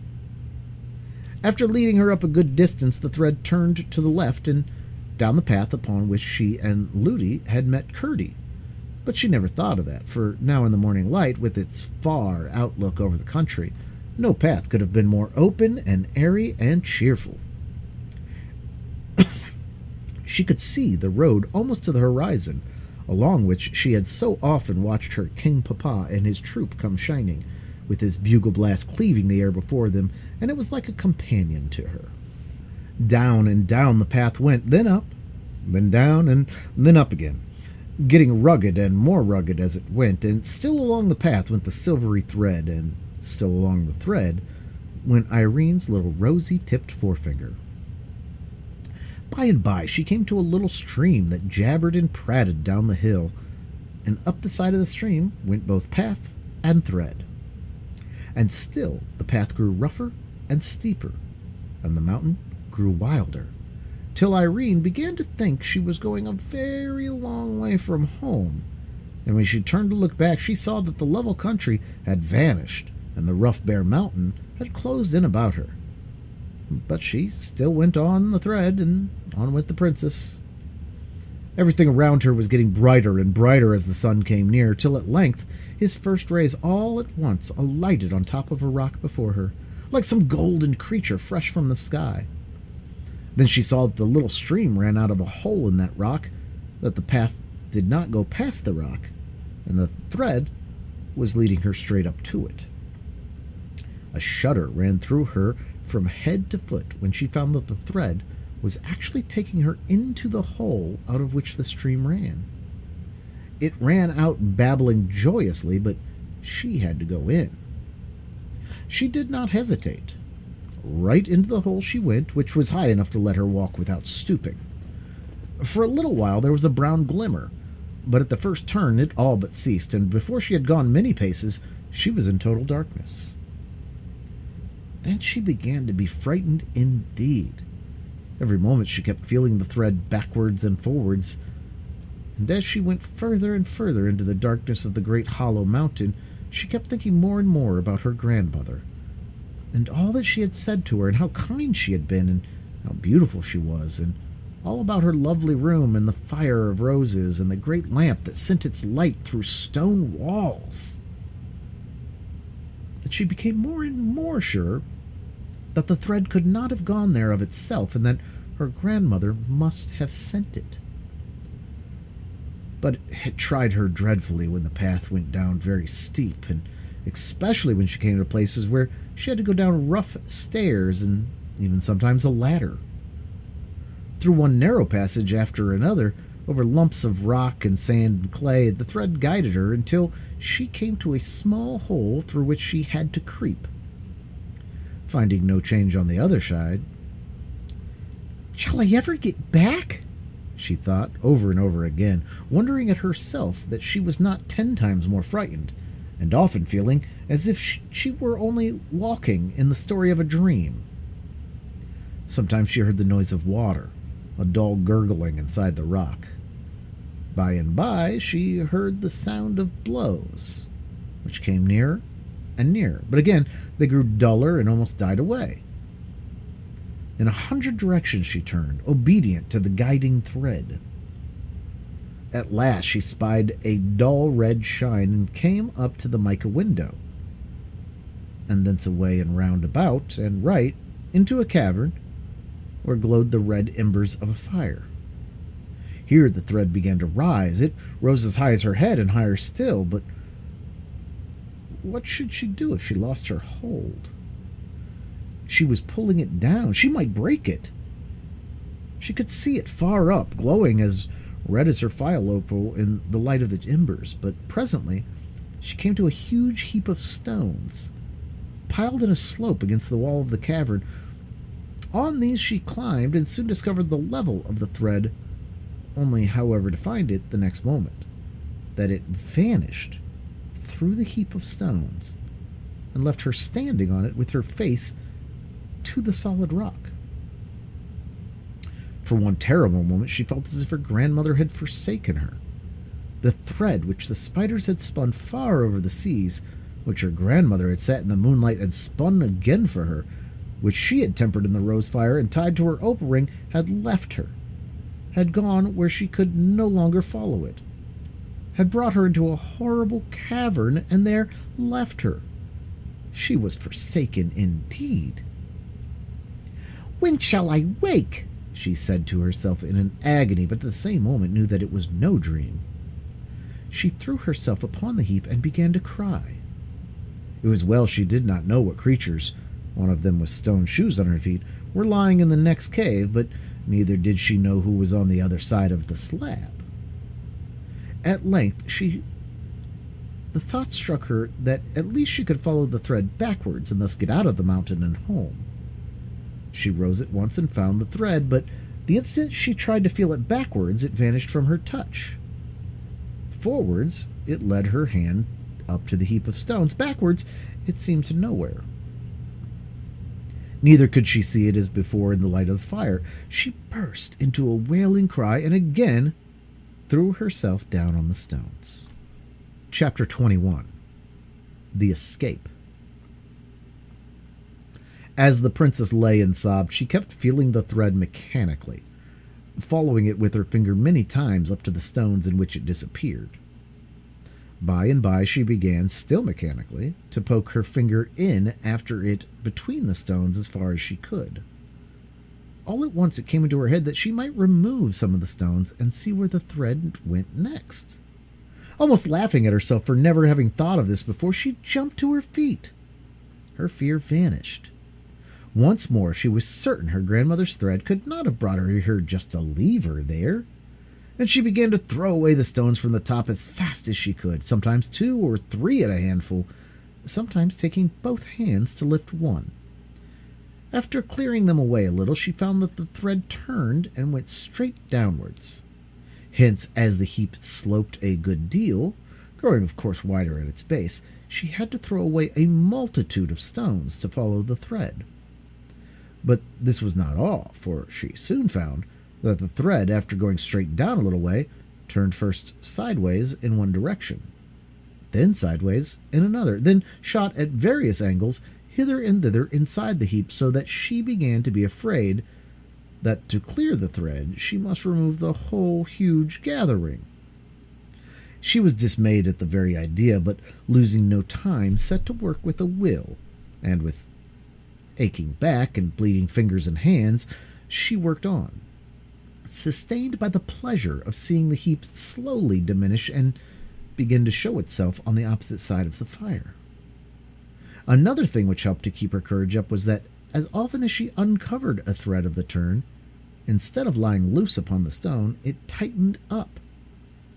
This made her sure that her grandmother was at the end of it somewhere. She got about halfway down when she started and nearly fell with fright. Close to her, as it seemed, a voice broke out singing, "Jabber, bother, smash! You'll have it all in a crash. Jabber, smash, bother! You'll have the worst of the bother. Smash, bother, jabber!" Here Curdie stopped, either because he could not find a rhyme to jabber, or because he remembered what he had forgotten when he woke up at the sound of Irene's labors, that his plan was to make the goblins think he was getting weak. but he had uttered enough to let Irene know who he was. "It's Curdie!" she cried joyfully. "Hush, hush!" came Curdie's voice again from somewhere. "Speak softly." "Why, you were singing loud," said Irene. "Yes, but they know I'm here, and they don't know you are. Who are you?" "I'm Irene," answered the princess. "I know who you are quite well. You're Curdie." "Why, however did you come here, Irene?" "My great-great-grandmother sent me, and I think I found out why. You can't get out, I suppose?" "No, I can't. What are you doing?" "Clearing away a huge heap of stones." "There's it, princess!" exclaimed Curdie in a tone of delight, but still speaking in little more than a whisper. "I can't think how you got here, though." "My grandmother sent me after her thread." "I don't know what you mean," said Curdie, "but so you're there. It doesn't much matter." "Oh, yes, it does," returned Irene. "I should have never been here but for her." "You can tell me all about it when we get out, then. There's no time to lose now," said Curdie. And Irene went to work as fresh as when she began. "There's such a lot of stones. It will take me a long time to get them all away." "How far have you got?" asked Curdie. "I've got about half away, but the other half is so much bigger." "I don't think you'll have to move the lower half. Do you see a slab laid up against the wall?" Irene looked and felt about it with her hands and soon perceived the outlines of the slab. "Yes," she answered, "I do." "Then I think," rejoined Curdie, "when you've cleared the slab about halfway down, or a bit more, I shall be able to push it over." "I must follow the thread," returned Irene, "whatever I do." "What do you mean?" exclaimed Curdie. "You will see when you get out," answered the princess, and went on harder than ever. But she was soon satisfied that what Curdie wanted done and what the thread wanted done were one and the same thing. For she not only saw that by following the turns of the thread she had been clearing the face of the slab, but that a little more than halfway down the thread went through the chink between the slab and the wall into the place where Curdie was confined, so that she could not follow it any further until the slab was out of her way. As soon as she found this, she said in a right joyous whisper, "Now, Curdie, I think if you were going to give a great push, the slab would tumble over." "Stand quite clear of it, then," said Curdie, "and let me know when you're ready." Irene got off the heap and stood on one side of it. "Now, Curdie," she cried. Curdie gave a great rush with his shoulder against it. Out tumbled the slab on the heap, and out crept Curdie over the top of it. "You saved my life, Irene," he whispered. "Oh, Curdie, I'm so glad. Let's get out of this horrid place as fast as we can." "It's easier said than done," returned he. "Oh, no, it's quite easy. We only have to follow my thread. I am sure that it's going to take us out now." She had already begun to follow it over the fallen slab into the hole, while Curdie was searching the floor of the cavern for his pickaxe. "Here it is," he cried. "No, it is not," he added in a disappointed tone. "What can it be, then?"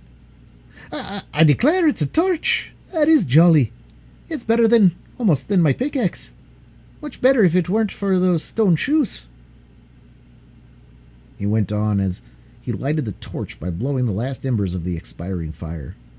When he looked up, with the lighted torch casting a glare into the great darkness of the huge cavern, he got sight of Irene disappearing into the hole out of which he had just himself come.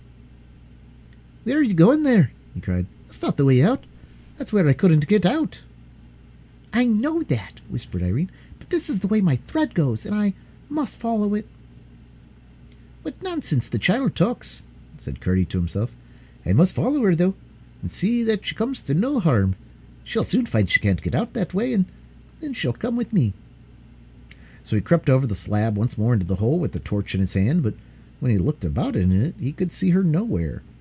And now he discovered that although the hole was narrow, it was much longer than he had supposed, for in one direction the roof came down very low, and the hole went off at a narrow passage, of which he could not see the end. The princess must have crept in there. He got on his knees and one hand, holding the torch with the other, and crept after her. The hole twisted about, in some parts so low that he could hardly get through, in others so high that he could not see the roof, but everywhere it was narrow. Far too narrow for a goblin to get through, and so I presume they never thought that Curdie might. He was beginning to feel very uncomfortable lest something should befallen the princess when he heard her voice almost close to his ear, whispering, "Aren't you coming, Curdie?" And when he turned the next corner, she stood there waiting for him. "I knew you couldn't go wrong in that narrow hole, but now you must keep by me, for here is a great wide place," she said. "I can't understand it," said Curdie, half to himself, half to Irene. "Never mind," she returned. "Wait till we get out." Curdie, utterly astonished that she had already got so far, and by a path he had known nothing of, thought it better to let her do as she pleased. At all events," he said again to himself, "I know nothing about the way, minor as I am, and she seems to think she does know something of it. Though how she should possess my comprehension, so she's just as likely to find her way out as I am, and she insists on taking the lead. I must follow. We can't be much worse off than we are anyhow." Reckoning thus, he followed her a few steps and came out in another great cavern, across which Irene walked in a straight line and confidently as if she knew every step of the way. Curdie went on after her, flashing his torch about and trying to see something of what lay around them. Suddenly he started back a pace as the light fell upon something close by which Irene was passing. It was a platform of rock raised a few feet from the floor and covered with sheepskins, upon which lay two horrible figures asleep, at once recognized by Curdie as the king and queen of the goblins. He lowered his torch instantly lest the light should awaken them. As he did so, it flashed upon his pickaxe, lying by the side of the queen, whose hand lay close by the handle of it. "Stop one moment," he whispered. "Hold my torch, and don't let the light on their faces." Irene shuddered when she saw the frightful creatures, whom she had passed without observing them, but she did as she requested, and turning her back, held the torch low in front of her.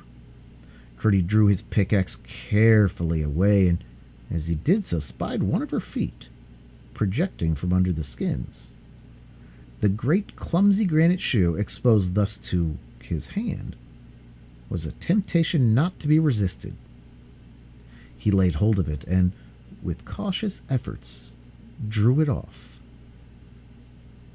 The moment he succeeded, he saw to his astonishment that what he had sung in ignorance to annoy the queen was actually true.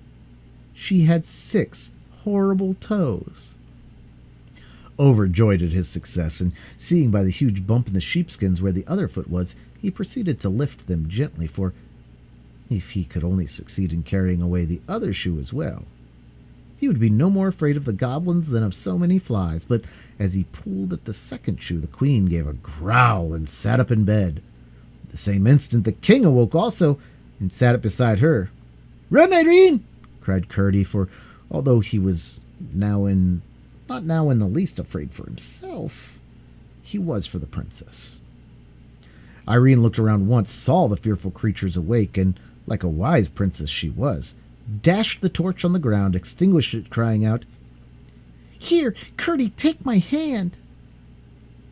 He darted to her side, forgetting neither the queen's shoe nor his pickaxe, and caught hold of her hand as she sped fearlessly where her thread guided her. They heard the queen give a great bellow, but they had a good start, for it would be some time before they could get torches lighted to pursue them. Just as they thought they saw a gleam behind them, the thread brought them to a very narrow opening through which Irene crept easily and Curdie with difficulty. "Now," said Curdie, "I think we should be safe." "Of course we shall," returned Irene. "Well, why do you think so?" asked Curdie. "Because my grandmother is taking care of us." "That's all nonsense," said Curdie. "I don't know what you mean." Then if you don't know what I mean, what right have you to call it nonsense? Asked the princess, a little offended. I beg your pardon, Irene, said Curdie. I did not mean to vex you. Of course not, returned the princess. But why do you think we shall be safe? Because the king and queen are far too stout to get through that hole. There might be ways round, said the princess. To be sure there might. We're not out of it yet, acknowledged Curdie.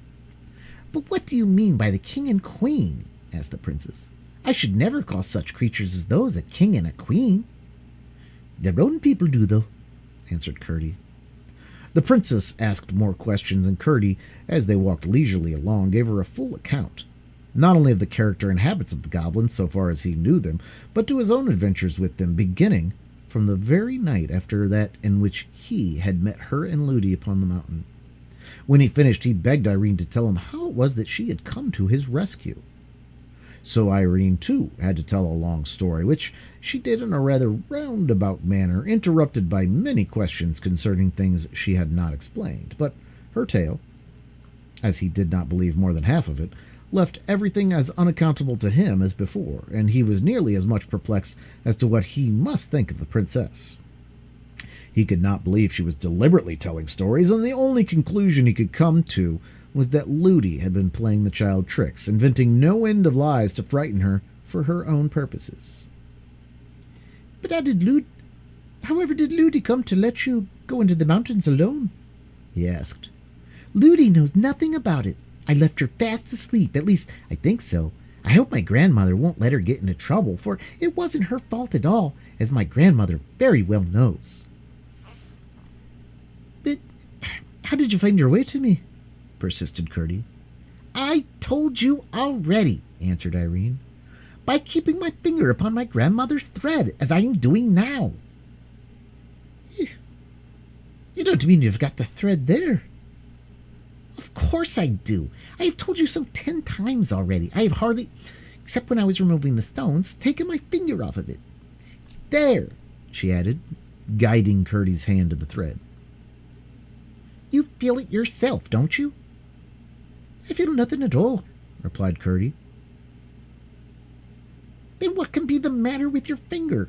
I feel it perfectly. To be sure, it is very thin, and the sunlight looks just like the thread of a spider, though there are many of them twisted together to make it. But for all that, I can't think why you shouldn't feel it as I do. Curdie was too polite to say he did not believe there was any thread at all. What he did say was, Well, I can't make nothing of it. I can, though, and you must be glad of that, for it will do for both of us.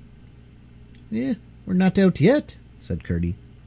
We shall soon be, returned Irene confidently, and now the thread went downwards and led Irene's hand to a hole in the floor of the cavern, whence came a sound of running water, which they'd been hearing for some time. It goes into the ground now, Curdie, she said, stopping. He had been listening to another sound, which his practiced ear had caught long ago and which had also been growing louder. It was the noise of the goblin miners made at their work, and they seemed to be at no great distance now. Irene heard it the moment she stopped. What is that noise? She asked. Do you know, Curdie? Yes, it is the goblins digging and burrowing, he answered. And you don't know what they do it for? No, I haven't the latest idea. Would you like to see them? He asked, wishing to have another try after their secret. If my thread took me there, I shouldn't much mind, but I don't want to see them, and I can't leave my thread. It leads me down into the hole, and we had better go at once. Very well. Shall I go in first? Said Curdie. No, better not. You can't feel the thread, she answered, stepping down through a narrow break in the floor of the cavern. Oh, she cried, I am in the water. It is running strong, but it is not deep, and there is just room to walk. Make haste, Curdie. He tried, but the hole was too small for him to get in.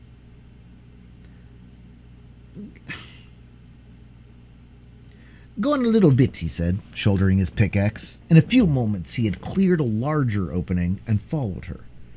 They went on, down and down with the running water, Curdie getting more and more afraid it was leading them to some terrible gulf in the heart of the mountain.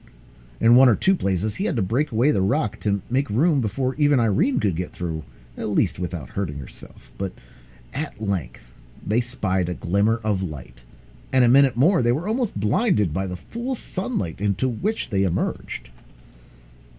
It was some little time before the princess could see well enough to discover that they stood in her own garden, close by the seat on which she and her king papa had sat that afternoon. They had come out by the channel of the little stream. She danced and clapped her hands with delight. "Now, Curdie," she cried, "won't you believe what I told you about my grandmother and the thread?" For she had felt all the time that Curdie was not believing what she had told him. "There, don't you see it shining before us?" she added. "I don't see anything," persisted Curdie.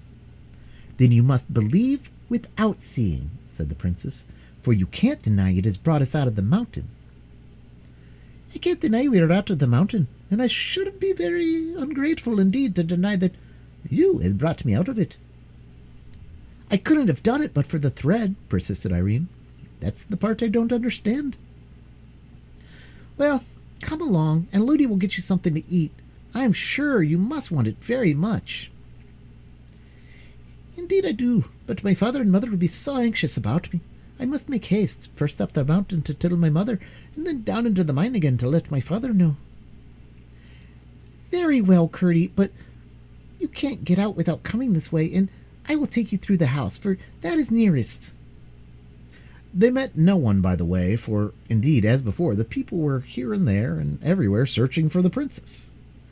When they got in, Irene found that the thread, as she had half expected, went up the old staircase, and a new thought struck her. She turned to Curdie and said, "My grandmother wants me. Do you come up with me and see her. Then you will know that I have been telling you the truth. Do come. To please me, Curdie. I can't bear you should think what I say is not true." "I have never doubted you believed what you said," returned Curdie. "I only thought you had some fancy in your head that was not correct."